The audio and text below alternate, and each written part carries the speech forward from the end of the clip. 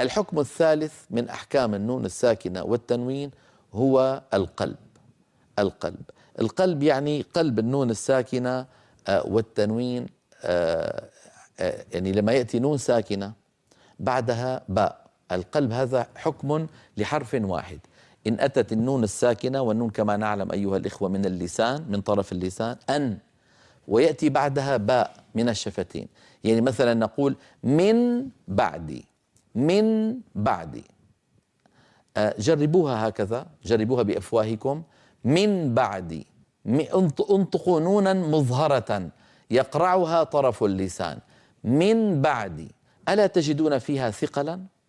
الإنسان سبحان الله بفطرته، ولو كان غير عربي، ولو في غير القرآن، يقلب هذه النون ميما، لأن الانتقال من حرف لساني فيه غنة إلى باء مجهورة من الشفتين ثقيل. جربوا، والتجربة هي أكبر برهان.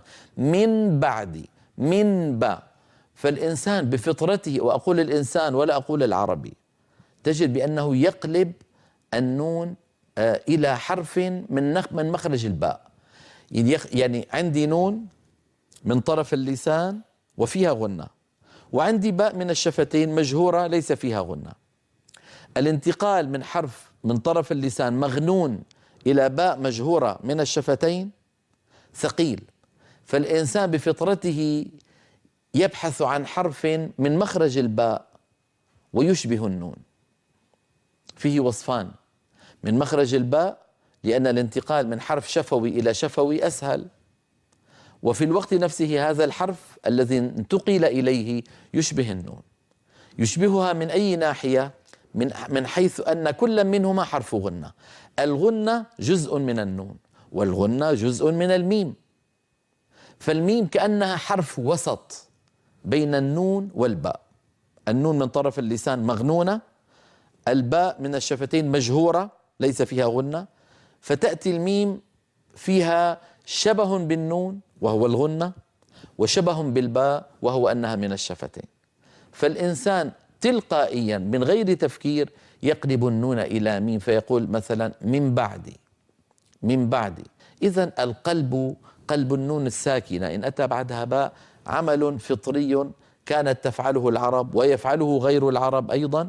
كل ما زاد بالنسبة للقرآن الكريم، كل ما زاد على نطق العرب في هذا الموضوع مط الغنة بس.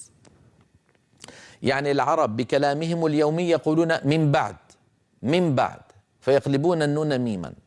الذي زاده القرآن من خصائص القرآن تطويل هذه الغنة في الميم. من بعد، من بعد. لاحظوا ماذا حدث هنا. نون ساكنة بعدها باء، الأصل الإظهار. قلنا دائما الأصل في التقاء الحروف الإظهار، يعني هذه قاعدة لغوية أرجو أن تعرفوها وتحفظوها. الأصل في التقاء الحروف الإظهار. من بعد، لما قلبنا النون إلى ميم فقلنا من بعد، من بعد. الذي زاده القرآن أنه مططنا وطولنا هذه الغنة من بعد. لاحظوا بأنني قلبت النون إلى ميم شفوية، والباء التي بعدها من الشفتين. فأنا هنا أطبق شفتي على ميم مقلوبة عن نون، يعني كانت من بعد، صارت الآن من بعد. لما صارت من بعد عُملت معاملة ترميهم بحجارة. لذلك يقول بعض المصنفين القدامى هو القلب هو قلب النون الساكنة أو التنوين ميما يصير لفظ أم، هكذا عبارات بعض المتقدمين من أئمتنا، قلبا يصير لفظ أم بورك كلفظ ترميهم بحجارة. لفظ أم بورك كلفظ ترميهم بحجارة. لماذا أيها الإخوة؟ لأننا من بعد قلبنا النون إلى ميم فصارت من بعدي. صار عندي الآن ميم ساكنة بعدها باء تماما، ترميهم بحجارة. من بعدي صارت الآن من بعدي. طيب، من ميم ما آخرها؟ شفتان منطبقتان. بعدي، حتى أنا أقول بعدي ما بدايتها؟ شفتان منطبقتان. حتى أقول أنا بعدي يجب أن أطبق شفتي من غير صوت ثم أقول با. بعدي ميم بعدي، إذن أطبق الشفتين على الميم المقلوبة عن نون ثم أباعدهما عن باء أتت بعد ذلك. ميم بعدي، ميم بعدي. كل ما زاده القرآن الكريم والذي وصلنا عن رسول الله تطويل هذه الغنة، مطها.